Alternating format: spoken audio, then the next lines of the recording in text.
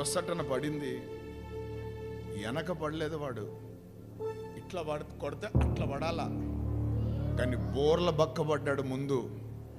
ఆమేన్. వాని ఆయుధముతోటి వాని తలకై పెద నరికాడు దావీదు. దేవునికి స్తోత్రం.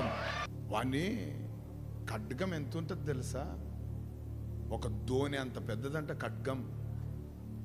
అది నాకు విచిత్రం అనిపించింది. వాని ఖడ్గం ఎత్తాడంటే దావీదు బాలుడు ఎట్లా ఉందా? కెపాసిటీ ఉందా? సామర్థ్యం ఉందా?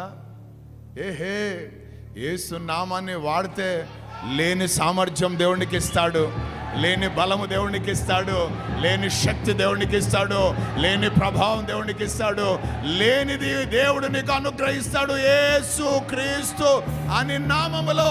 అందుకే అడుగుడి మీకు ఇవ్వబడును అంటున్నాడు. ఎప్పుడైనా ఆలోచించారా?